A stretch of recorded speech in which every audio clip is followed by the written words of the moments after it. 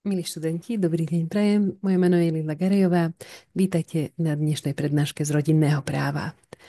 Nadväzujeme na naše predchádzajúce stretnutie, kde sme sa venovali vzniku manželstva, jeho obsahu a tiež spôsobom, akým manželstvo vôbec môže zaniknúť.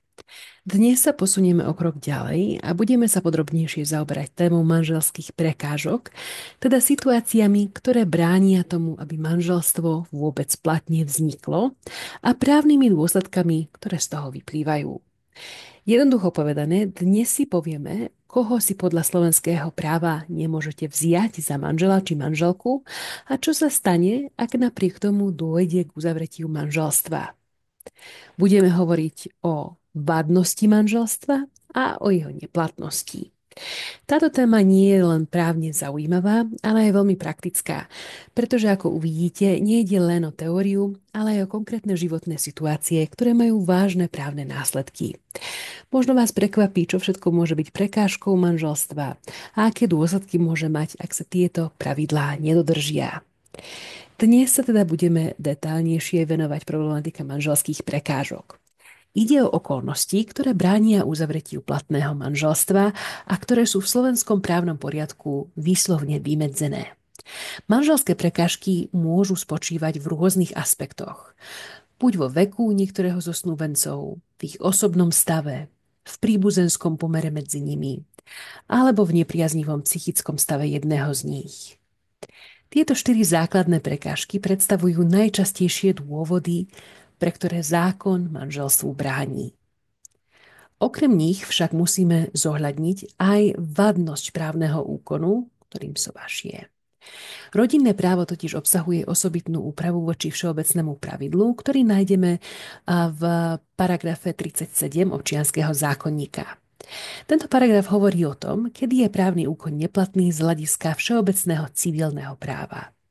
V oblasti rodinného práva však platí špecifická úprava a práve tou sa dnes budeme zaoberať. No a v poslednej časti dnešnej prednášky sa zameriame na právne následky existencie manželských prekážok alebo vadnosti samotného sobáša.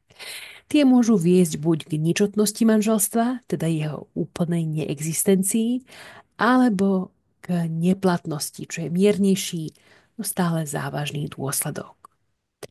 Možno si spomínate, že túto tému sme už načali počas našej predchádzajúcej prednášky. Vtedy sme si vysvetľovali, kto je oprávnený sobášiť v mene štátu alebo v rámci cirkevného obradu. Pri civilnom sobáši ide o starostu alebo ním povereného poslanca obecného či mestského zastupiteľstva. Pri cirkevnom sobáši to môže byť duchovná osoba z registrovanej cirkvi alebo náboženskej spoločnosti.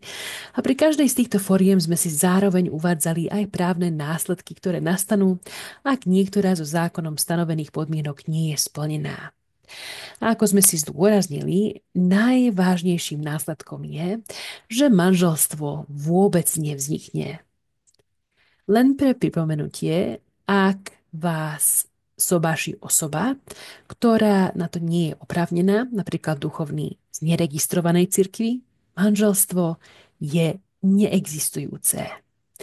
Rovnako to platí v prípade, ak sa sobáš uskutoční mimo miestne príslušného matričného úradu, alebo ak vás neoddá oprávnený civilný predstaviteľ, teda starosta alebo poverený poslanec. V každom z týchto prípadov zákon neuzná vznik manželstva, hovoríme teda o ničotnosti. Dnes sa teda naučíme nielen to, aké konkrétne okolnosti bránia uzavretiu platného manželstva, ale aj to, aké právne následky z týchto prekážok vyplývajú. Zameriame sa na rozdiel medzi ničotnosťou a neplatnosťou, ako aj na to, kedy a kto môže tieto právne dôsledky namietať a aký vplyv majú na právne postavenie zúčastnených osôb. Začneme teda prvou manželskou prekážkou, ktorou je vek snúbencov. Podľa paragrafu 11 zákona o rodine, ktorého znenie nájdete na slajde, slovenské právo rozlišuje dve vekové hranice, ktoré sú rozhodujúce pre posúdenie sobášnej spôsobilosti. Prvou hranicou je vek 16 rokov, druhou vek 18 rokov, teda vek plnoletosti.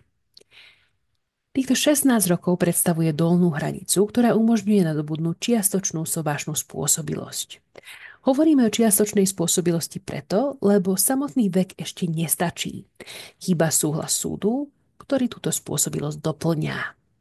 Súd rozhoduje v osobitnom konaní podľa civilného mimosporového poriadku a účastníkom konania je maloletý, ktorý chce uzavrieť manželstvo, osoba, s ktorou to chce uzavrieť a zákonní zástupcovia maloletého. Ak sú obaja snúbenci maloletí, do konania vstupujú zákonní zástupcovia oboch. Do 16.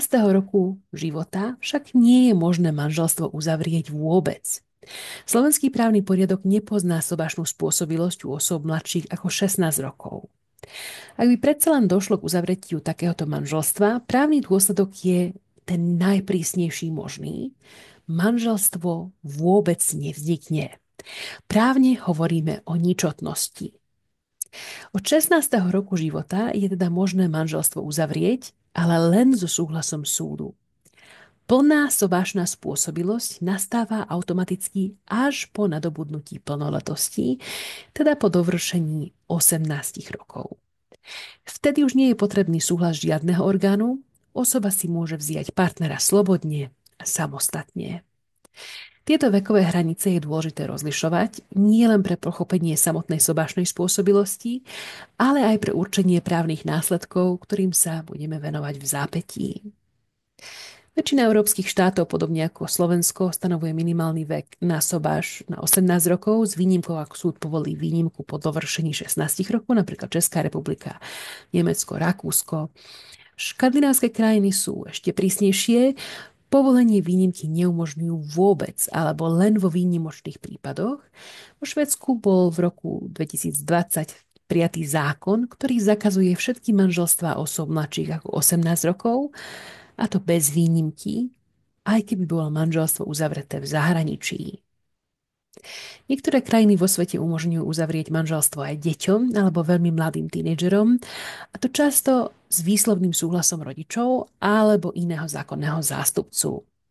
Zatiaľ, čo v Európe prevažuje trend zvyšovania minimálneho veku na sobáš, v iných častiach sveta pozorujeme opačný vývoj. V Iraku je aktuálne navrhovaná zmena zákona, ktorá by umožnila sobáš dievčat už od 9 rokov veku. Tento návrh predstavuje krok späť v oblasti práv dieťaťa a môže vážne ohroziť 10 ročia ťažko vydobitého sociálneho pokroku v krajine. Podobná situácia je aj v Iránskej islamskej republike, kde je minimálny vek pre uzavretie manželstva s rodičovským súhlasom 13 rokov pre dievčatá a 15 rokov pre chlapcov, ale v praxi sa sobáše dejú ešte skôr, so súhlasom otca alebo súdu. Tento stav je dlhodobo kritizovaný medzinárodným spoločenstvom ako forma detských sobášov. Napríklad v rovníkovej Gvinii môžu deti uzavrieť manželstvo už od 14 rokov, ak majú súhlas rodičov. Bez tohto súhlasu však musia počkať do dovršenia 18 rokov. Pomerne veľké množstvo krajín povoluje manželstvo už v 15 alebo 16 rokoch, ak s tým súhlasí zákonný zástupca. V týchto prípadoch ide často o kultúrne, náboženské alebo spoločensky tolerované prístupy, ktoré však môžu byť v rozpore s medzinárodnými štandardmi ochrany detí. Na druhej strane väčšina krajín sveta ustanovuje 18. rok ako minimálny vek pre uzavretie manželstva bez potreby súhlasu rodiča. Ide o základný štandard, ktorý zodpovedá odporúčaniam OSN a UNICEF v oblasti práv dieťaťa. Zaujímavosťou je, že niektoré krajiny idú ešte ďalej. Vyžadujú, aby osoby mali minimálne 21 rokov, kým môžu uzavrieť manželstvo, a to bez výnimiek. Medzi tieto krajiny patria napríklad Botswana, Burundi, Kamerún, Čád, Gabon alebo pobrežie Slonoviny. Tieto krajiny sa rozhodli posilniť právnu ochranu mladých ľudí tým, že zvýšili minimálny vek pre vstup do manželstva. Dôvodom je predovšetkým snaha o zamedzenie predčasných a nútených sobášov, ktoré často vedú k prerušeniu vzdelania, zdravotným komplikáciám a zvýšenej miere domáceho násilia. UNICEF a OSN dlhodobo upozorňujú na to, že detské manželstvá sú problémom v mnohých častiach sveta a odhaduje sa, že 1 zo 4 dievčat v rozvojových krajinách je vydaté pred dovršením 18. roku veku, pričom najvyšší výskyt je v subsaharskej Afrike, a v Južnej Ázii. Čo sa týka pojmu maloletý, tak tento pojem maloletý zákon o rodine síce bežne používa, ale nikde ho nedefinuje. Práve tu sa prejavuje zásada subsidiarity, teda, že rodinné právo niektoré základné pojmy neformuluje samostatne, ale preberá ich z občianskeho práva. Definíciu pojmu maloletý teda musíme hľadať v paragrafe 8 občianskeho zákonníka, ktorý jasne uvádza, že maloletým je každý, kto ešte nedosiahol plnoletosť. Plnoletosť sa nadobúda v 18. roku veku, prípadne skôr, ak osoba uzavrie manželstvo, ale opäť platí, že len ak už dosiahla vek 16 rokov. Zaujímavé je, že takto nadobudnutá plnoletosť sa už nestráca. A to ani v prípade, ak by bolo manželstvo neskôr vyhlásené za neplatné. Z právneho hľadiska je dôležité aj presné určenie okamihu nadobudnutia plnoletosti. Touto otázkou sa zaoberala judikatúra, konkrétne rozhodnutie číslo 30 z roku 1988. Podľa neho sa plnoletosť nadobúda presne o polnoci toho dňa, ktorý sa zhoduje s dátumom narodenia spred 18 rokov. Inak povedané, ak sa niekto narodil 23. marca 2007, stáva sa plnoletým 23. marca o polnoci. Bez ohľadu na to, že sa reálne napríklad narodil až o 4. popoludní. Toto riešenie má praktický význam, aby sa predišlo zbytočným dohadom, napríklad pri posudzovaní trestnej zodpovednosti alebo iných právnych úkonov, ktoré vyžadujú plnoletosť. V praxi teda platí jednoduché a jednoznačné pravidlo. Plnoletosť nadobúdame prvou minútou dňa, ktorý presne zodpovedá nášmu 18. narodeninovému dňu. Vráťme sa teraz k samotnému konaniu o povolení uzavrieť manželstvo. Už vieme, že ide o konanie, ktoré sa riadí pravidlami civilného mimosporového poriadku. Ten predstavuje osobitný procesný predpis, špeciálny vo vzťahu k základnému procesnému kódexu, ktorým je civilný sporový poriadok. Civilný mimosporový poriadok upravuje najmä také konania, v ktorých je prítomný verejný záujem, buď popri súkromnoprávnom záujme, alebo aj ako dominantný prvok. Rodinné právo je typickým príkladom tejto oblasti a práve preto je väčšina rodinnoprávnych vecí sústredená v tomto osobitnom procesnom predpise. To platí aj pre konanie o povolení manželstva maloletému. Toto konkrétne konanie nájdeme v paragrafe 87 na nasledujúcich civilného mimosporového poriadku. Začať sa môže len na návrh, a to návrh osoby, ktorá chce uzavrieť manželstvo, ale podľa hmotného práva k tomu potrebuje súdny súhlas, teda maloletého, ktorý už dovršil 16 rokov. Zaujímavosťou je, že ide o výnimku z pravidiel civilného procesu, najmä pokiaľ ide o procesnú spôsobilosť.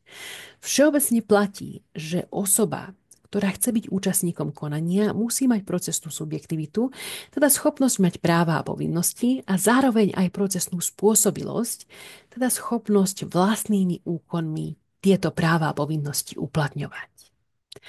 Maloletý takú plnú spôsobilosť spravidla nemá, no zákon tu výslovne priznáva výnimku.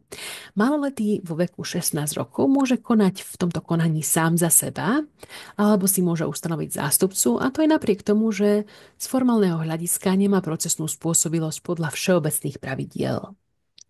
Návrh môžu podať aj obaja snúbenci spoločne, ale iba v prípade, že obaja sú maloletí nad 16 rokov.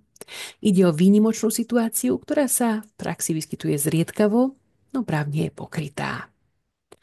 Pokiaľ ide o dôvody, na základe ktorých môže súd udeliť povolenie na uzavretie manželstva, zaujímavé je rozhodnutie Najvyššieho súdu Slovenskej republiky, v ktorom sa vyslovilo, že samotné tehotenstvo nie je dostatočným dôvodom na to, aby súd manželstvo povolil. To, čo sa v skutočnosti skúma, je, či má manželstvo potenciál naplniť svoj spoločenský účel. Teda, či ide o vzťah, ktorý má šancu byť stabilný, trvácný a zodpovedný. Na tento spoločenský účel manželstva sme už narazili, keď sme hovorili o základných zásadách zákona o rodine. A tu máme príklad, kde táto zásada hrá kľúčovú rolu. Zopakujme si teda základné pravidlá. Manželstvo s osobou mladšou ako 16 rokov nemožno v žiadnom prípade uzavrieť. Takéto manželstvo nevznikne, a to ani vtedy, ak by bolo uzavreté v zahraničí v súlade s tamojším právom. Slovenská republika ho neuzná, a to z dôvodu výhrady verejného poriadku. Od 16 rokov je manželstvo možné uzavrieť, ale len so súhlasom súdu. Ak by však takéto manželstvo bolo uzavreté bez súhlasu súdu, nejde už o ničotnosť, ale o neplatnosť. Tento rozdiel je dôležitý. Ničotnosť znamená, že manželstvo nikdy právne neexistovalo. Zatiaľ čo neplatnosť znamená, že manželstvo síce vzniklo, ale je postihnuté právnou vadou, ktorú je možné za určitých podmienok odstrániť alebo dodatočne posúdiť. Zaujímavý je jeden konkrétny prípad, ktorým sa zaoberal Najvyšší súd Slovenskej republiky. Slovenský občan uzavrel manželstvo v Maďarsku so 16-ročnou Maďarkou bez toho, aby bol vydaný súhlas súdu. V Maďarsku je takéto manželstvo platné, keďže tam zákon umožňuje uzavrieť manželstvo od 16 rokov aj bez súdneho povolenia. Po návrate na Slovensko požiadali o uznanie manželstva, no slovenský súd ho odmietol uznať práve pre absenciu súhlasu súdu, ktorý slovenský právny poriadok vyžaduje. Prípad sa dostal až na Najvyšší súd, ktorý rozhodol, že v tomto prípade nejde o takú závažnú prekážku, aby manželstvo nemohlo byť uznané. Rozhodujúce bolo, že manželstvo bolo uzavreté v súlade s právnym poriadkom štátu, kde sa sobáš konal, v Maďarsku, a zároveň, že aj podľa slovenského práva môže 16-ročná osoba uzavrieť manželstvo, hoci so súhlasom súdu. Výhrada verejného poriadku sa teda neuplatnila, pretože rozdiel medzi právnymi poriadkami nebol taký zásadný, aby bol dôvodom na odmietnutie uznania.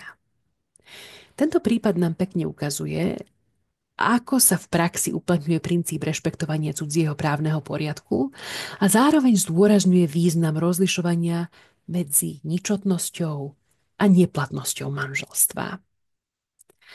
No ako vlastne znie výrok rozsudku v konaní o povolenie uzavrieť manželstvo? Treba si uvedomiť, že ide o tzv. Statusový rozsudok. Takýto rozsudok sa líši od bežných civilných rozsudkov, ktoré rozhodujú o majetkových alebo iných nárokoch, napríklad do zaplatenia určitých sumy. Kým v obyčajnom rozsudku sa účastníci označujú len ako žalobca a žalovaný, v statusových rozsudkoch to takto jednoducho nejde. Prečo? Pretože statusový rozsudok zasahuje do osobného statusu osoby. Napríklad ide o súdne povolenie manželstva, osvojenie, určenie otcovstva, rozvod a podobne. A preto musí obsahovať presnú identifikáciu účastníkov, aby nemohlo dojsť k zámenám. V praxi to znamená, že vo výroku musí byť účastník označený menom, priezviskom, dátumom narodenia. Tieto údaje zabezpečujú, že rozhodnutie súdu sa týka práve tej konkrétnej osoby, nie niekoho iného s rovnakým menom, ale iným dátumom narodenia. Na slajde teda nájdete presné znenie výroku. Všimnite si, že rozsudok obsahuje povolenie uzavrieť manželstvo s konkrétnou osobou, ktorá je takisto identifikovaná rovnakým spôsobom, teda menom, priezviskom a dátumom narodenia. Teda toto povolenie sa nevzťahuje na inú osobu. Nejde o všeobecné oprávnenie uzavrieť manželstvo, ale o veľmi konkrétne povolenie na uzavretie manželstva s konkrétnym partnerom či partnerkou. Ak by teda neskôr maloletý alebo maloletá uzavrela manželstvo s inou osobou než s tou, na ktorú sa rozsudok vzťahuje, manželstvo by bolo neplatné. Dôvod? Súd dal súhlas na manželstvo s konkrétnou osobou, nie s hocikým. A uzavretie manželstva bez príslušného povolenia súdu, ktoré zákon výslovne vyžaduje, je právna vada, ktorá spôsobuje neplatnosť manželstva.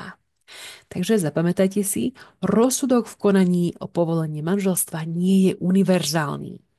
Je to jednorázové a konkrétne povolenie pre dvoch konkrétnych ľudí, ktoré nemôže byť prenesené na inú osobu. Pokiaľ ide o právne následky nedostatku veku, už sme si ich detailne vysvetlili, no teraz si ich ešte raz stručne zhrnieme, aby nedochádzalo k nejasnostiam. Na slajde ich vidíte v prehľadnej forme, slúžia ako pomôcka na orientáciu. Podľa paragrafu 17 zákona o rodine platí, že ak manželstvo uzavrie osoba mladšia ako 16 rokov, takéto manželstvo vôbec nevznikne. Nejde teda o neplatné, ale o neexistujúce manželstvo. Právne hovoríme o ničotnosti. V praxi to znamená, že takýto zväzok nemá žiadne právne účinky, teda ako by sa nikdy nestal. Civilný mimosporový poriadok pozná pre tieto situácie osobitné konania, nazývajú sa konania o neexistencii manželstva, alebo tiež konania o tom, či manželstvo je alebo nie je. Ich cieľom je právne potvrdiť, že manželstvo buď vzniklo, alebo nevzniklo vôbec. Ide o otázku samotnej existencie právneho vzťahu. Iná situácia nastáva, keď manželstvo uzavrie osoba, ktorá má síce viac ako 16, ale ešte nedosiahla 18 rokov a nemá na to súhlas súdu. V takom prípade hovoríme o neplatnosti manželstva podľa paragrafu 11 zákona o rodine. Rozdiel je zásadný. Manželstvo vzniklo, ale je postihnuté právnou vadou a touto vadou je práve nedostatok súhlasu súdu. Ide teda o manželstvo, ktoré existuje, ale nie je právne bezchybné. K samotným právnym následkom neplatnosti sa ešte podrobne dostaneme v závere dnešnej prednášky. Budeme si hovoriť o tom, kto a za akých okolností môže túto neplatnosť namietať, ako sa posudzuje jej vážnosť a čo všetko z nej pre účastníkov vyplýva. Už v rámci teórie právnych úkonov, ktorú ste preberali v občianskom práve, ste sa určite naučili, že niektoré vadné právne úkony môžu byť zhojené, ak nejde o prípady absolútnej neplatnosti. Tento proces zhojenia nazývame konvalidácia. Zhojenie právneho úkonu môže nastať rôznymi spôsobmi. Napríklad dodatočným udelením súhlasu, ktorý pri uzavretí úkonu chýbal, splnením podmienky, ktorú zákon považuje za relevantnú na dodatočné potvrdenie platnosti, alebo uplynutím zákonnej lehoty, po ktorej už nie je možné neplatnosť namietať. Aj rodinné právo pozná konvalidáciu, no v oveľa obmedzenejšom rozsahu než občianske právo. Konvalidácia sa vyskytuje pri neplatnom manželstve z dôvodu nedostatku veku, no nie pri všetkých dôvodoch neplatnosti. Pri nedostatku veku zákon výslovne počítá s možnosťou konvalidácie. Znamená to, že ak nastane určitá právna skutočnosť, ktorú zákon výslovne označuje, neplatné manželstvo sa automaticky zhojí. Teda stane sa platným, ako keby od začiatku platné bolo. Prečítajte si teraz prosím paragraf 11 odsek 2 zákona o rodine, ktorý máte na slajde. Tento paragraf presne uvádza konvalidačné dôvody. Teda, čo sa musí stať, aby sa neplatné manželstvo stalo platným. Zákon uvádza dve konvalidačné skutočnosti. Dovršenie plnoletosti, teda ak maloletý, ktorý uzavrel manželstvo bez súhlasu súdu, dovrší 18. rok života, manželstvo sa automaticky považuje za platné. A druhá možnosť, tehotenstvo manželky. Ak žena, ktorá uzavrela manželstvo ako maloletá bez súhlasu súdu, otehotnie, zákon rovnako predpokladá zhojenie manželstva.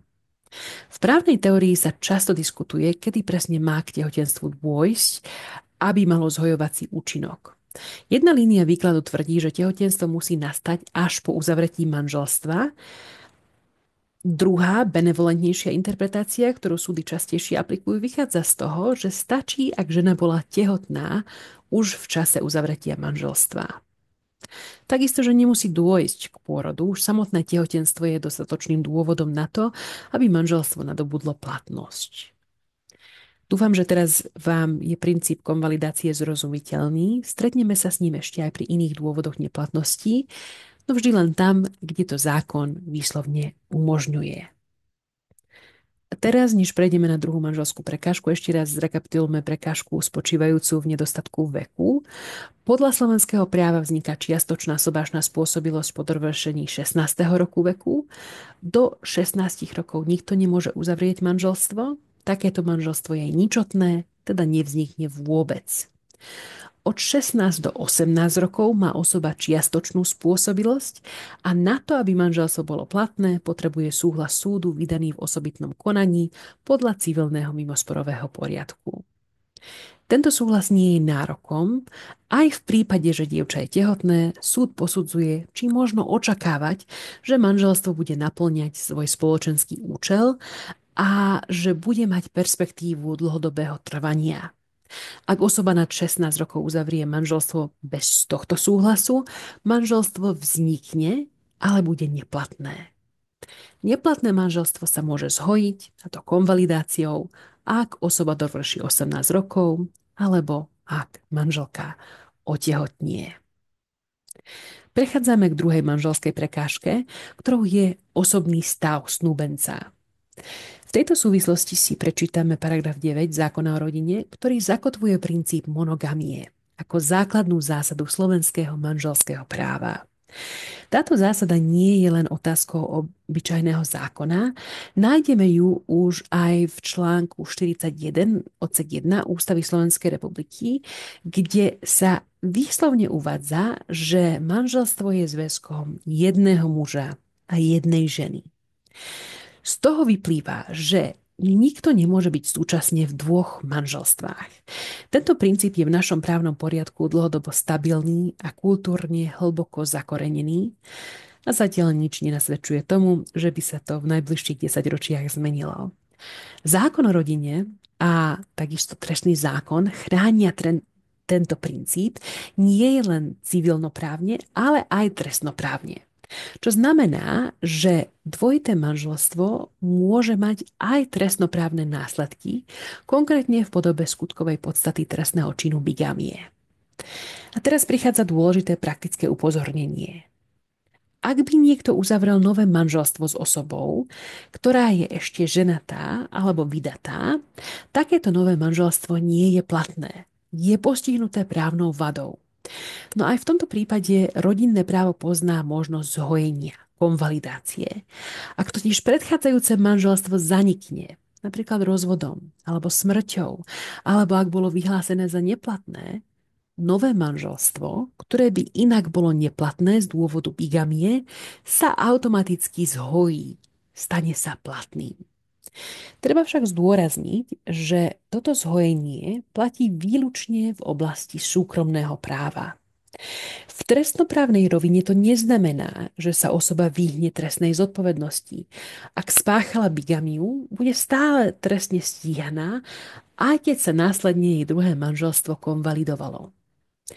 Aby sme si túto tému ešte viac ozrejmili, pozrieme sa na niekoľko zaujímavostí zo sveta, ktoré ukazujú, ako rozlične sa k otázke monogamie a poligamie pristupuje v jednotlivých právnych kultúrách. Napríklad v Indii platí, že pre hinduistov je bigamia zakázaná a považuje sa za trestný čin. No v prípade moslimskej populácie, ktorá má osobitný právny režim v oblasti rodinného práva, je poligamia legálna a muž môže mať až 4 manželky, ak s tým súhlasia všetky zúčastnené strany. Podobná situácia je aj v Malajzii, kde sa islamské rodinné právo uplatňuje paralelne popri civilnom.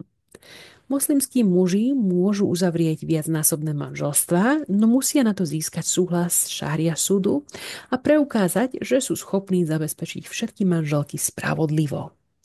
Naopak vo väčšine európskych krajín je princíp monogamie absolútny a nie je možné uzavrieť ďalšie manželstvo, ak predchádzajúce stále trvá.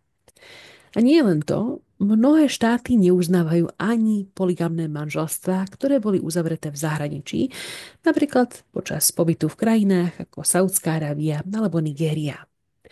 Argumentom je práve výhrada verejného poriadku, keďže takýto zväzok odporuje základným hodnotám demokratickej spoločnosti a rovnosti medzi mužom a ženou. Zaujímavosťou je tiež prax v Južnej Afrike, kde sú uznávané tradičné zväzky vrátane poligamných manželstiev v rámci zvykového práva. Muž môže mať viacero manželiek, avšak tieto manželstvá podliehajú osobitnej právnej úprave a štát sa snaží, aby boli zmluvne upravené aj majetkové a rodinné pomery medzi všetkými stranami. Pri diskusii o monogamii a bigamii sa často hovorí o poligamii ako o všeobecnom pojme označujúcom viacnásobné manželstvo. Vo väčšine prípadov však ide o polygíniu, teda o situáciu, keď má muž viacero manželiek. Ale čo ak je to naopak? Jedna žena má viacerých manželov súčasne. Takýto typ manželstva sa nazýva polyandria. A hoci je v globálnom meradle extrémne zriedkavá, v niektorých kultúrách bola alebo stále je akceptovaná legálne alebo zvykovo. Najznámejším príkladom je Himalajský región, najmä Tibet, Nepál, Bután a niektoré oblasti severnej Indie, kde sa polyandria tradične praktizovala v rámci jedného rodu alebo rodiny. Typický prípad je tzv. Fratričná polyandria, kde si všetci bratia vezmú jednu spoločnú manželku. Dôvod bol predovšetkým ekonomický. V extrémnych horských podmienkách nebolo možné deliť pôdu medzi viacero dedičov a tak si bratia ponechali majetok spoločne a delili sa aj o manželku. Takto sa zabránilo fragmentácii pôdy a zároveň sa zachovala súdržnosť rodiny. Z právneho hľadiska je polyandria v súčasnosti zakázaná vo väčšine krajín sveta, dokonca aj v štátoch, kde je legálna polygínia. Napriek tomu sa niektoré prípady polyandrie stále vyskytujú, najmä v odľahlých horských komunitách v Nepále a v Tibete. Nie je však ako legálne uznané manželstvá, ale ako zvykové usporiadania súžitia. Zaujímavosťou je, že v niektorých častiach Tibetu po čínskej anexii čínska vláda tieto zväzky tolerovala ako súčasť kultúrnej identity, hoci ich nelegalizovala. Dnes už dochádza k ich ústupu aj kvôli modernizácii školskému systému a migrácii do miest. Tieto príklady nám ukazujú, že právny pojem manželstvo nie je univerzálny, že jeho podoba je hlboko ovplyvnená kultúrnym, náboženským a historickým kontextom. Slovenské právo sa jednoznačne prikláňa k európskemu modelu monogamie, ktorý je postavený na princípe rovnosti a výlučnosti manželského zväzku. Je však zaujímavé sledovať, že v populárnej kultúre a v akademických debatách sa čoraz častejšie objavuje otázka tzv. Polyamorie, teda súhlasného súžitia viacerých osôb nie nevyhnutne v právnom zväzku, ale s uznaním rovnakých práv a záväzkov. Tu však zatiaľ nejde o právne uznanie manželstva, ale skôr o výzvu pre budúcu právnu diskusiu. Tu prichádza na rad paragraf 204 trestného zákona, ktorý výslovne upravuje trestnosť bigamie. V odseku 1 je zakotvená trestná zodpovednosť osoby, ktorá uzavrie ďalšie manželstvo napriek tomu, že jej predchádzajúce manželstvo trvá. Ide teda o akt uzavretie sobáša, nie o jeho trvanie. V odseku 2 sa trestá aj ten, kto uzavrie manželstvo s osobou, o ktorej vie, že je už ženatý alebo vydatá. Teda vedomosť je nevyhnutnou podmienkou trestnosti. Treba si zapamätať, že trestnosť nezávisí od toho, či sa manželstvo neskôr zhojí.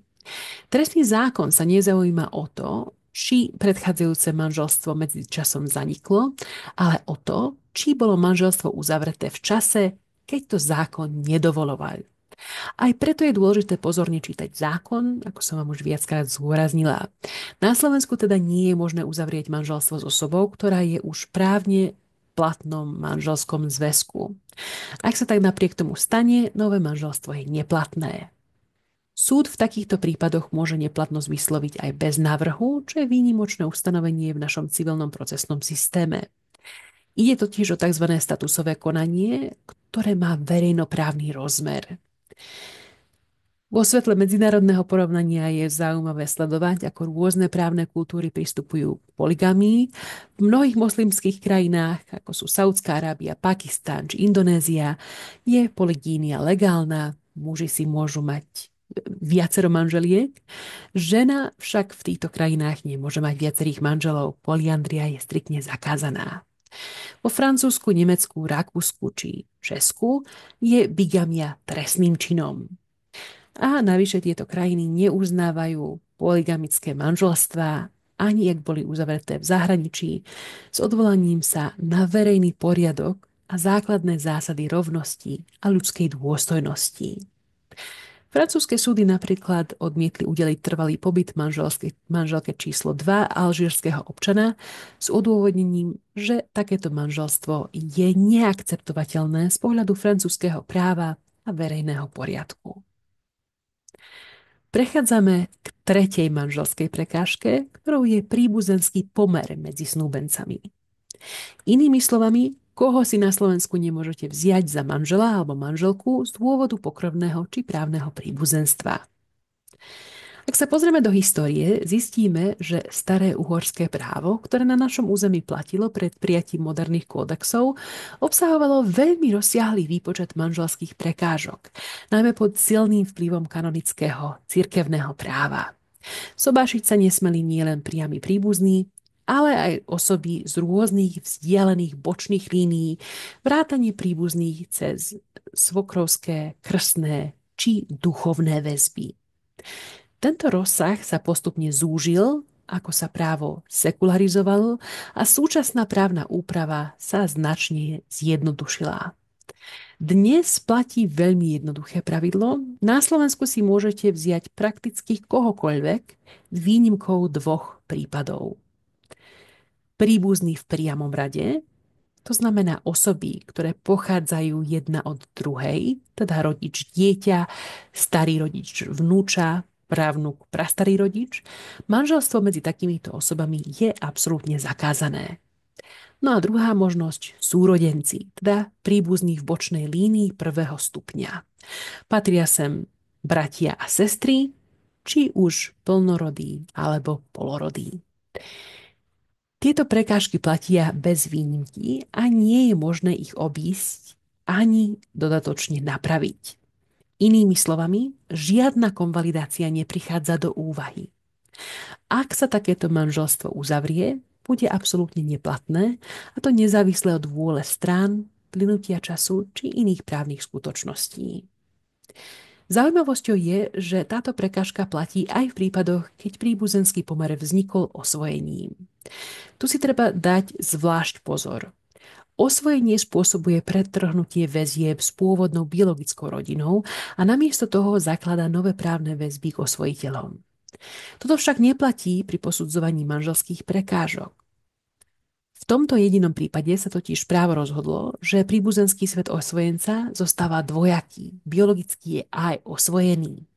Najvyšší súd Slovenskej republiky sa k tejto otázke výslovne vyjadril v judikáte, kde konštatoval, že manželská prekážka založená na príbuzenskom pomere má presah nad rámec biológie a preto pretrváva aj v prípade osvojenia.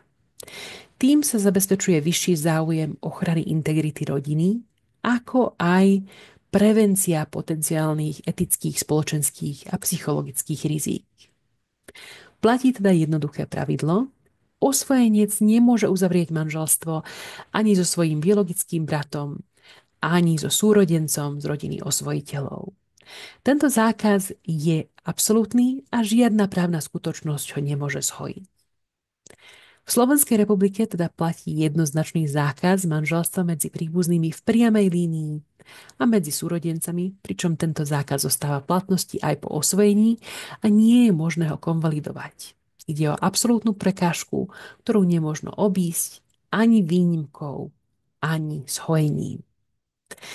A dostávame sa k poslednej, štvrtej manželskej prekážke, ktorou je zlý duševný stav niektorého zo snúbencov. Ide o situáciu, keď osoba nemá plnú spôsobilosť na právne úkony, čo jej bráni platne uzavrieť manželstvo. Opäť sa na chvíľu musíme vrátiť do občianskeho práva, konkrétne k základom spôsobilosti na právne úkony, ktoré sme už spomínali, napríklad pri prekážke nedostatku veku. Viete, že plná spôsobilosť na právne úkony sa nadobúda dovršením 18. roku veku. Maloletí ju ešte nemajú, majú len tzv. Primeranú spôsobilosť, teda schopnosť konať v rozsahu, ktorý zodpovedá ich veku a rozumovej vyspelosti. Už vieme, že maloletý môže výnimočne uzavrieť manželstvo, buď vôbec nemôže do 16. roku veku, alebo s povolením súdu od 16 do 18 rokov. Ale teraz nás zaujíma iná situácia. Keď osoba, hoci plnoletá, nie je plne spôsobila konať, lebo jej spôsobilosť bola obmedzená alebo úplne odňatá rozhodnutím súdu.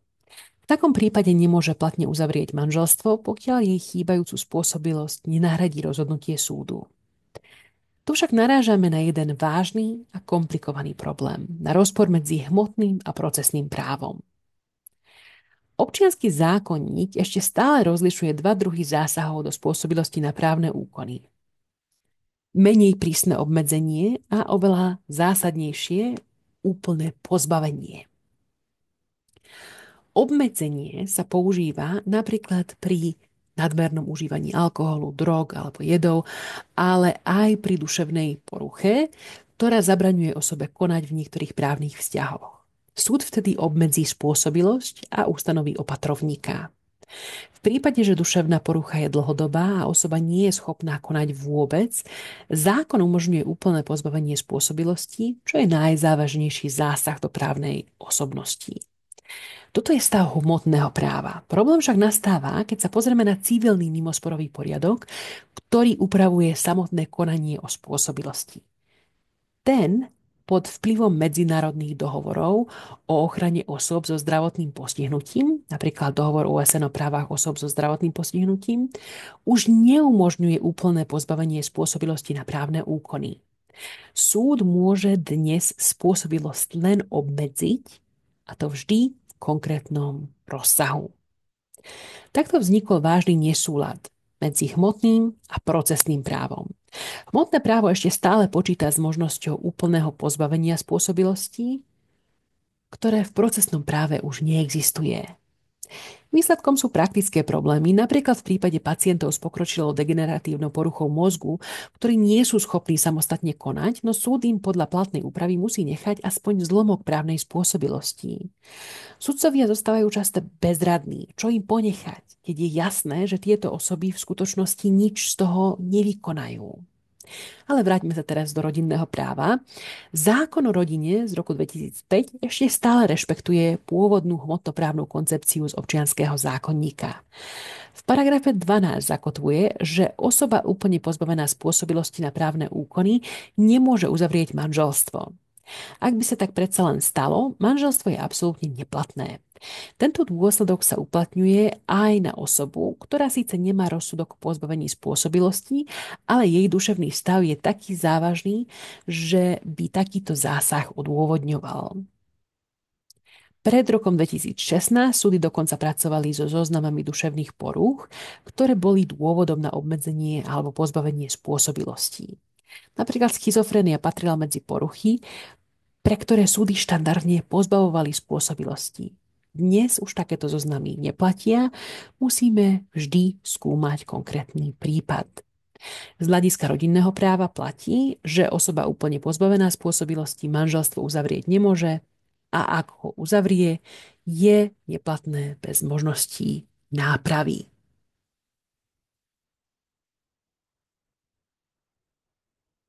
Osoba, ktorá má len obmedzenú spôsobilosť, môže manželstvo uzavrieť len s povolením súdu.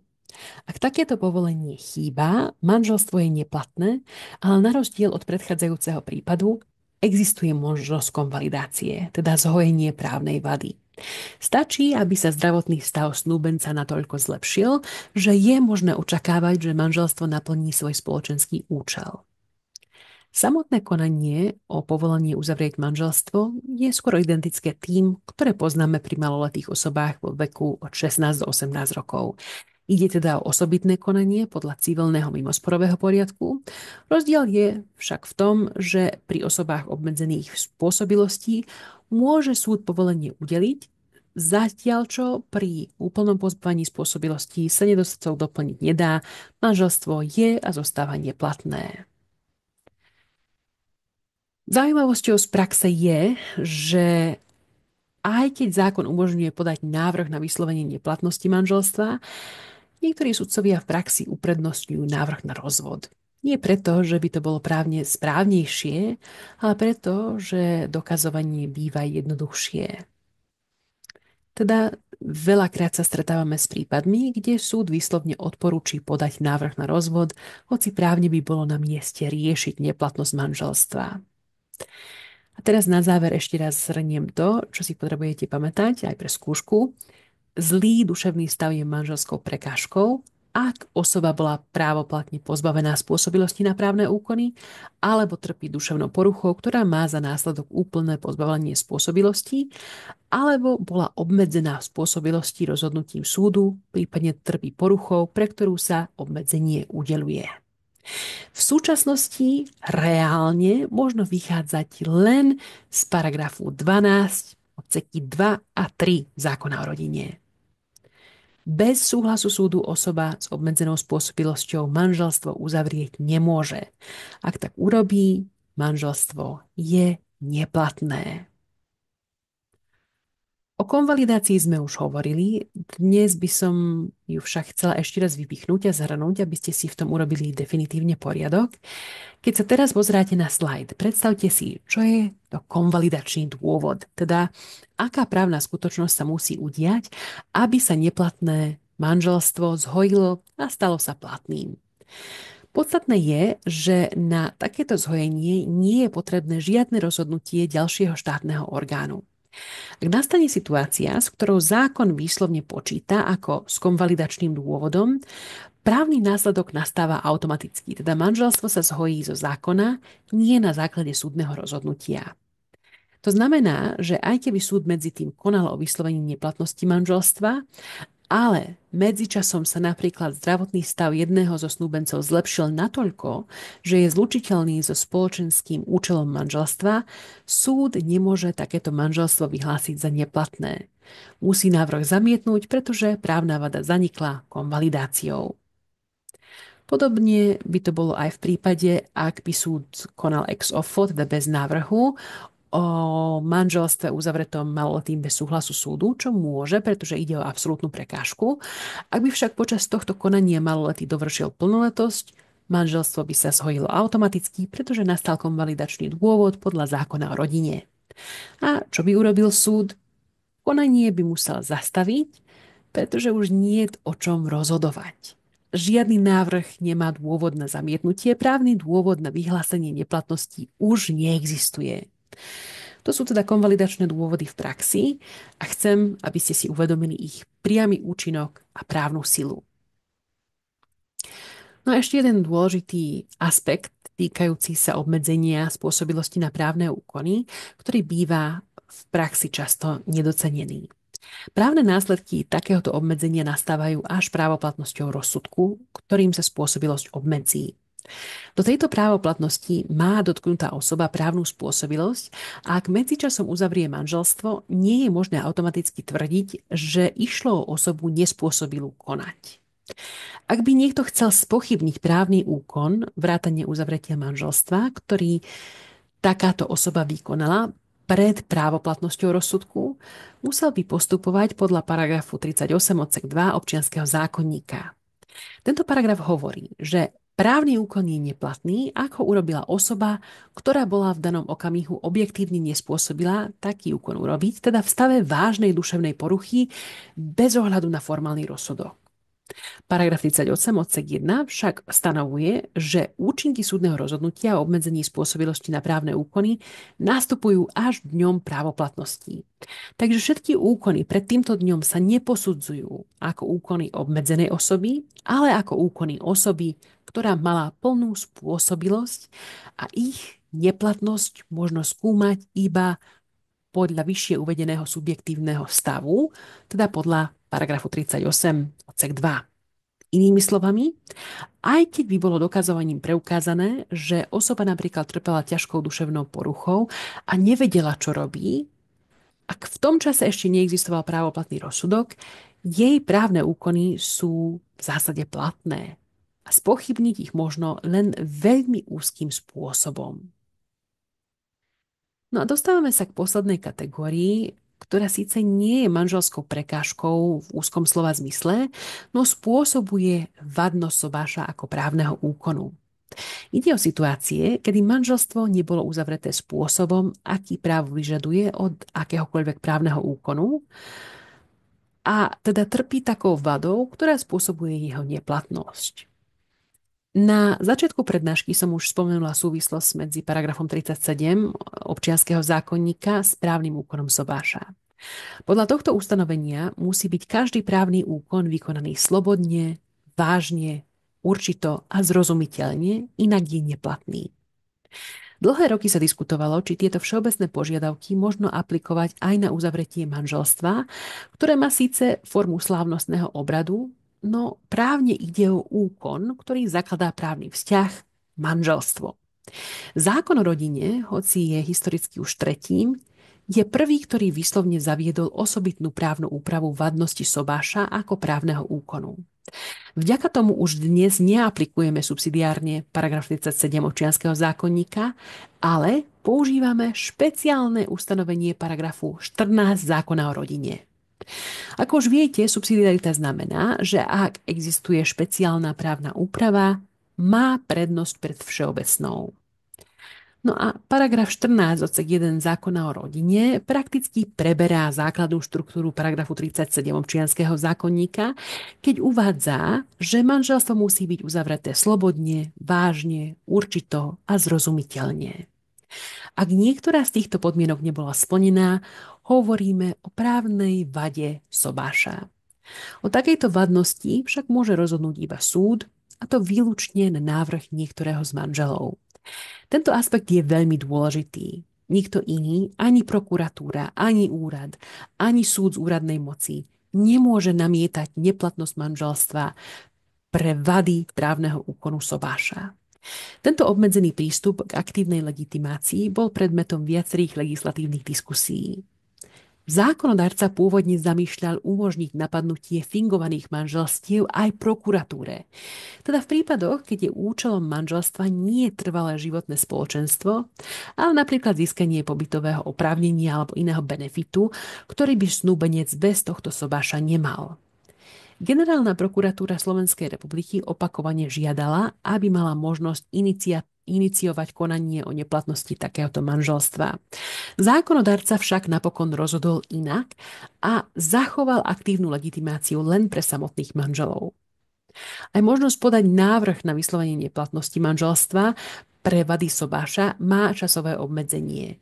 Je o tzv. Prekluzívnu lehotu, ktorá je ročná a začína plynúť od okamihu, keď sa manžel dozvie o dôvode neplatnosti podľa paragrafu 14. Po jej márnom uplynutí už nie je možné neplatnosť manželstva namietať. Manželstvo sa považuje za platné, aj keby v ňom pri uzavretí boli formálne nedostatky. Na záver si ešte raz opakujeme 4 manželské prekážky a vadnosť sobáša ako právneho úkonu, ktoré spôsobujú neplatnosť manželstva podľa slovenského práva. Manželské prekážky, vek. Manželstvo nemôže uzavrieť maloletý, osoba mladšia ako 16 rokov nemôže uzavrieť manželstvo vôbec. Ak by k tomu došlo, manželstvo nevznikne. Osoba vo veku 16 až 18 rokov môže uzavrieť manželstvo len so súhlasom súdu, inak je manželstvo neplatné. Manželstvo nemôže uzavrieť osoba, ktorá je už v právne platnom manželstve. Slovenské právo neuznáva bigamiu, ak teda osoba uzavrie druhé manželstvo bez zániku predchádzajúceho, ide o neplatné manželstvo. Tretia prekážka. Manželstvo nemôžu uzavrieť osoby, medzi ktorými existuje zakázaný príbuzenský pomer. Platí to pre priamu líniu, teda rodič dieťa, starý rodič vnuk, aj pre súrodencov, vrátane osvojiteľskej rodiny. Manželská prekážka trvá voči biologickej aj osvojiteľskej rodine. Štvrtá manželská prekážka. Manželstvo nemôže uzavrieť osoba, ktorá nemá plnú spôsobilosť na právne úkony. Ak bola osoba pozbavená spôsobilosti, čo podľa procesného práva už v súčasnosti neexistuje, manželstvo nemôže vzniknúť. Ak je osoba obmedzená v spôsobilosti, potrebuje súdny súhlas. Bez neho je manželstvo neplatné, ale môže byť zhojené, ak sa zdravotný stav tejto osoby zlepší. To sú teda 4 manželské prekážky. Okrem nich teda ešte poznáme vady sobáša ako právneho úkonu. Ak sobáš nebol uzavretý slobodne, vážne, určito alebo zrozumiteľne, manželstvo je neplatné. Návrh na vyslovenie neplatnosti však môžu podať len samotní manželia, a to do 1 roka od momentu, keď sa o dôvode dozvedeli. Takže poznáme dôvody, pre ktoré môže byť manželstvo právne vadné. A teraz sa poďme pozrieť na to, aké sú právne následky tejto vadnosti, teda čo sa stane, ak manželstvo nie je uzavreté v súlade so zákonom. Ako už viete, existujú 2 základné právne následky. Prvým, vážnejším, je, že manželstvo vôbec nevzniklo. Právne neexistuje, je ničotné. Druhým, menej vážnym je, že manželstvo vzniklo, ale je neplatné, teda existuje, no je postihnuté právnou vadou. Aby ste si to vedeli predstaviť, použijeme príklad s jablkom. Ak nemám jablko, nemôže byť ani červené, nemám nič. Presne tak je to aj s manželstvom, ktoré nevzniklo. Právne neexistuje žiaden vzťah, žiadne právne účinky, nič, s čím by sme mohli ďalej pracovať. Naopak, ak mám jablko, ktoré je červené, môžem sa rozhodnúť, že ho chcem alebo nechcem a zahodím ho. Ale právne existuje. Tak je to aj s neplatným manželstvom. Vzniklo, ale má v sebe právnu chybu, ktorú môže niekto namietať. Preto si teraz preberieme niekoľko otázok, ktoré s týmto následkami úzko súvisia. Kto môže namietať neplatnosť? V akej lehote? Môže konať súd aj bez návrhu? Možno takýto právny stav zhojiť konvalidáciou? Začneme tým jednoduchším prípadom, teda neexistenciou manželstva. V paragrafe 17 zákona o rodine nájdete výpočet prípadov, kedy manželstvo nevznikne. Napríklad, ak bolo uzavreté násilím. Tento paragraf však neobsahuje všetky situácie, kedy môže byť manželstvo považované za neexistujúce. V praxi ich poznáme oveľa viac. Manželstvo nevznikne napríklad vtedy, ak bolo uzavreté osobou mladšou ako 16 rokov. Ak sobáš vykonal miestne nepríslušný matričný úrad. Ak sobáš sa uskutočnil po odvolaní plnomocenstva, na základe ktorého malo dôjsť k zastúpeniu snúbenca. Ak sobášiaca osoba nebola oprávnená vykonať obrad a tak ďalej. Teda tieto situácie sankcionuje právo tým najprísnejším spôsobom. Jednoducho hovoríme, že manželstvo nevzniklo. Teda nemôže byť ani zrušené, ani vyhlásené za neplatné, lebo právne nikdy neexistovalo. Opačný prípad nastáva, keď je manželstvo neplatné. Tu manželstvo vzniklo, ale niekto má právo namietať jeho neplatnosť, najčastejšie preto, že bola porušená niektorá z zákonných podmienok, napríklad nebol udelený súhlas súdu, manželstvo nebolo uzavreté slobodne, vážne a tak ďalej. V takom prípade súd rozhoduje o neplatnosti manželstva, robí to výlučne na návrh, s výnimkou niektorých prípadov, kde zákon umožňuje konať aj bez návrhu. A ten rozdiel medzi ničotnosťou a neplatnosťou vidíte aj tu. A keď sa pozrete na ten výrok rozsudku o neplatnosti, výrok rozsudku o neplatnosti musí mať podobu statusového výroku. To znamená, že musí byť uvedená identifikácia oboch manželov, meno, priezvisko, dátum narodenia, rodné priezvisko a musí byť určito označené manželstvo, ktorého sa výrok týka. Teda číslo a strana zápisu v matrike. Samotný výrok znie: manželstvo je neplatné. Ak ide o manželstvo, ktoré vôbec nevzniklo, výrok vyzerá inak. V rozsudku sa uvádza napríklad vyhlásením urobeným dňa: manželstvo nevzniklo. Aj z tejto formulácie je jasný rozdiel. Ak manželstvo nevzniklo, je to právne nič. Neprináša žiadne účinky. Ak manželstvo je neplatné, znamená, že existuje alebo existovalo, ale môžeme jeho účinky spochybniť a v niektorých prípadoch aj zhojiť konvalidáciou. Takže máme dva rozdielne výroky rozsudku, ktoré sa týkajú vadnosti manželstva a každý z nich má svoj vlastný právny režim. A nie náhodou. Civilný mimosporový poriadok vo svojich ustanoveniach výslovne rozlišuje medzi konaním o neplatnosti manželstva a konaním o neexistencii manželstva. Toto rozlíšenie nie je len akademické, ale má zásadný praktický význam, pretože tieto dve konania sa líšia v predmete, vo výroku rozsudku, ako aj v tom, kto môže konanie iniciovať, ako sa vedie a aké má právne následky. V zásade teda v rámci konaní o veciach manželstva civilný mimosporový poriadok pozná konanie o povolení uzavrieť manželstvo, ako sme si už podrobne prešli pri maloletých snúbencoch alebo pri osobách obmedzených spôsobilostí.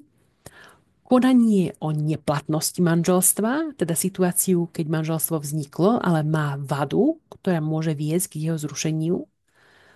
Konanie o neexistencii manželstva, keď manželstvo vôbec nevzniklo, hoci navonok sa konal obrad a bol spísaný záznam, no chýbala niektorá z podmienok vzniku podľa zákona. A napokon konanie o rozhodnutí, ktoré je tzv. Zbernou kategóriou pre rôzne iné zásahy do statusových pomerov podľa zákona o rodine. Aj keď zákon o rodine pozná aj iné právne úkony a zásahy do manželského pomeru, civilný mimosporový poriadok s nimi nepočíta ako s osobitnými typmi konaní. To znamená, že pokiaľ nepatria medzi vyššie vymenované 4 konania, vedú sa podľa všeobecných ustanovení o statusových konaniach, často v režime návrhového konania alebo pod sporným režimom, ak to vec vyžaduje.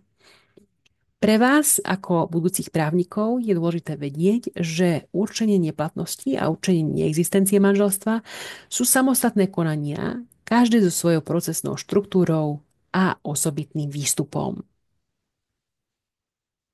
Poďme si teraz ešte raz zhrnúť procesné pravidlá pre konanie o neplatnosti manželstva. V priebehu prednášky som vás upozorňovala na to, v ktorých prípadoch môže súd konať len na návrh a v ktorých môže konať aj bez návrhu, teda ex offo. Len na návrh sa vedie konanie, ak ide o vadnosť sobáša ako právneho úkonu, napríklad nebol uzavretý slobodne, vážne, určito a zrozumiteľne, a takisto len na návrh sa vedie konanie, ak ide o manželskú prekážku vyplývajúcu zo zlého duševného stavu, teda ak jeden zo snúbencov trpí duševnou poruchou, pre ktorú bol obmedzený v spôsobilosti na právne úkony.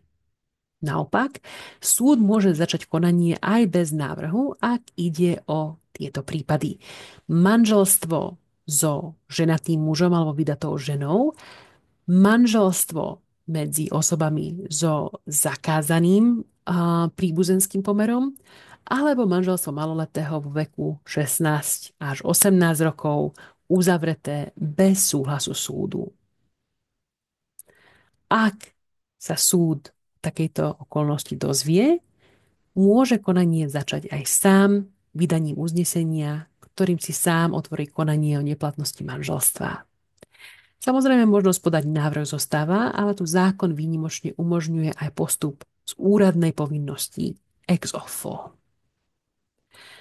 Zaujímavé procesné pravidlo platí aj v súvislosti s zánikom manželstva počas konania. Ako viete, manželstvo zaniká rozvodom alebo smrťou. Ak teda prebieha konanie o rozvod a jeden z manželov zomrie, konanie sa zastavuje, lebo už neexistuje čo rozvádzať. Teraz pozor, podobné pravidlo platí aj pri konaní o neplatnosti manželstva, ale s dôležitou výnimkou. Paragraf 13, odsek 1 zákona o rodine uvádza, že ak manželstvo už zaniklo, napríklad rozvodom alebo smrťou, nie je možné ho vyhlásiť za neplatné. Ale v odseku 2 sú výnimky. Aj po zániku manželstva môže súd rozhodnúť o neplatnosti, ak ide o manželstvo so ženatým mužom alebo vydatou ženou, alebo manželstvo medzi príbuznými, kde ide o zakázaný príbuzenský pomer. A prečo je to dôležité? Tak predstavte si situáciu, že jeden z manželov zomrel a, a prebieha dedičské konanie. Manžel podľa zákona dedí v prvej dedičskej skupine spolu s deťmi. Ak by však manželstvo bolo neplatné, teda ak by išlo manželstvo s príbuzným alebo bigamistické, súd by tu už nemohol vyhlásiť, lebo by zastavil konanie. Tento nepravý manžel by zdedil spolu s deťmi, hoci by manželstvo nikdy nemalo vzniknúť. Preto zákon umožňuje, aby súd v týchto výnimočných prípadoch konanie nielen nezastavil, ale aj rozhodol o neplatnosti manželstva. Práve kvôli ochrane dedičských práv skutočných oprávnených osôb. Tento výklad doplňa aj paragraf 15 zákona o rodine, ktorý umožňuje pokračovať v konaní aj po smrti jedného z manželov. A dostávame sa k záverečnej časti, právnym následkom neplatnosti a neexistencie manželstva. To je ten najzásadnejší rozdiel, ako si to musíte zapamätať. Ak manželstvo nevzniklo, právne neexistuje. Znamená to, že treba znova určiť otcovstvo k deťom, ktoré sa narodili v takomto zväzku. Neexistuje bezpodielové spoluvlastníctvo manželov, ani právo na spoločný nájom. Osoba sa vracia k pôvodnému priezvisku, prevzala meno druhého snúbenca. Všetky právne vzťahy sa vysporiadavajú ako medzi cudzími osobami. Naopak, pri neplatnom manželstve, hoci sa neskôr považuje za neuzavreté, právo ho v dvoch oblastiach posudzuje, ako keby existovalo. Vzťah s spoločným deťom, teda uplatní sa domnienka otcovstva, netreba určovať otca, súd rozhoduje o výkone rodičovských práv ako pri rozvode a takisto majetkové pomery. Súd ich vysporiadáva ako pri rozvode, nie ako podielové spoluvlastníctvo, ale ako bezpodielové spoluvlastníctvo manželov. Vo všetkých ostatných otázkach je neplatné manželstvo posudzované rovnako ako manželstvo, ktoré nikdy nevzniklo.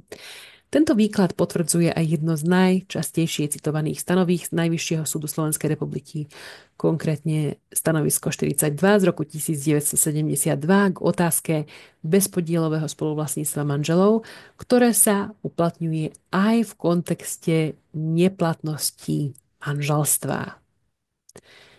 Dúfam, že vám bol dnešný výklad jasný, že ste si všimli výnimky, ktoré sa v praxi môžu zdať nenápadné, no v rozhodovaní majú zásadné dôsledky, najmä v oblasti majetku a postavenia detí. A keďže už máme všetko prebraté, zakončíme to krátkým testom pozornosti, aby ste si vedeli overiť, čo ste si zapamätali. Takže vidíte pred sebou krátke testové otázky, odpovede si zapíšte v poradí áno, nie a potom si ich spolu vyhodnotíme. Dala som vám na to minútku, takže dúfam, že už máte všetky 4 odpovede pripravené a veľmi dúfam, že všetko správne. Teda preklikávam teraz na správne odpovede, skontrolujte si ich. Dúfam, že väčšinu z nich ste mali v poriadku a že vám dnešná prednáška pomohla zorientovať sa v tejto zložitej téme. Ďakujem vám za pozornosť, prajem vám ešte úspešný zvyšok dňa a počujeme sa opäť budúci týždeň.